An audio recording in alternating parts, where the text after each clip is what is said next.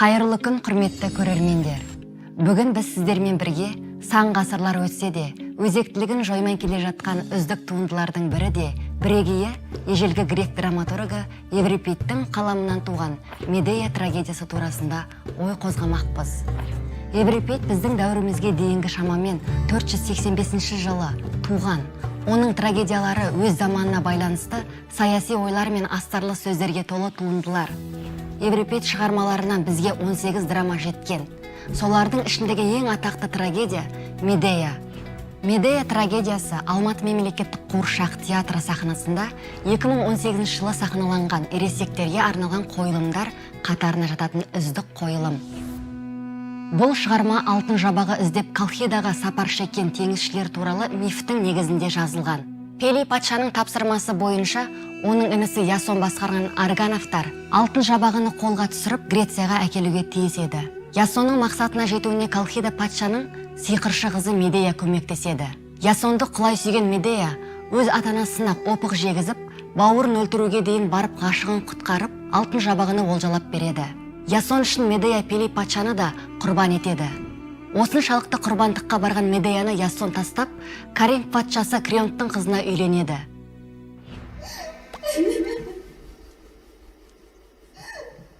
Тынсыз қайғы мені жалмаушы тара. Жазықсыздан қаңғырардай не жаздым? Не жаздым?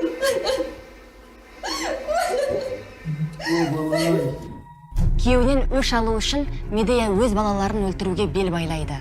Өзегін қызғаныш оты өртеп, ақ көз ашу мен өшпенділік билеген Медея қалған ғұмырында енді қуаныш, бақыт бар деп білместен бір жола безінеді. Қайда? Қайда өзің берген? Сен қайда? Жоқ па әлде жаратқандар жырында?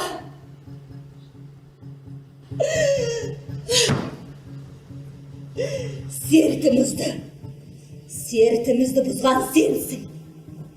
Оны өзіңде амалсыз мойындайсың. Ясонның жас әйелін және оның әкесін у беріп құртады. Ясоннан туған өз балаларын өлтіріп, ақырында Медея қанатты арбаға мініп ұшып кетеді.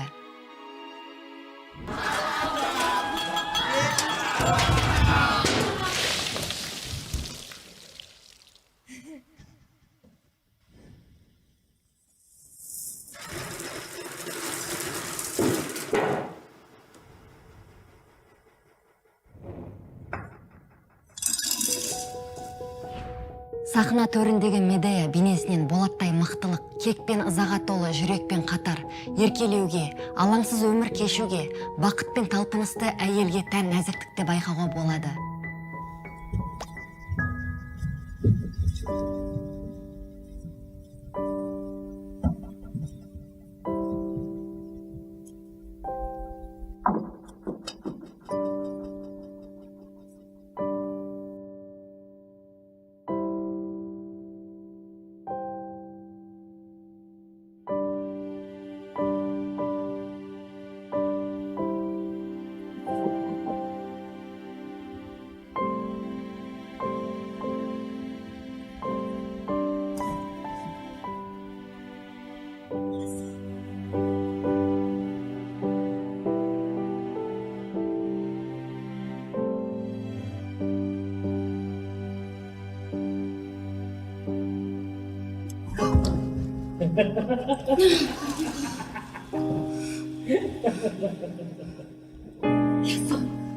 Ясон. Медея қойылымы сан түрлі образдарды қамтыған, түрлі режиссерлік шешімдермен көптеген театрларда өзіндік бағытын тауып, көрермендерге жол тартып келеді. Дегенмен Алматы мемлекеттік қуыршақ театрында Медея бейнесі тұңғыш рет қуыршақ образында ұсынылып, өзіндік ой тастайтын күрделі оқиғаның күрмеуін қуыршақ тілімен шешуге деген алғашқы бетбұрыстардың бірі де бірегейі.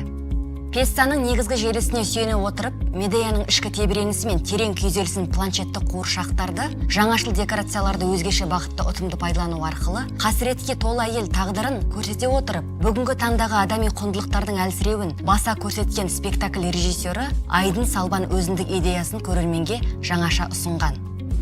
Ежелгі грек елінен бүгінгі күнге дейін өзіндік құнын жоғалтпаған Медея туындысы Алматы мемлекеттік қуыршақ театрында идеялық мазмұны мен құнды туындылардың бірі.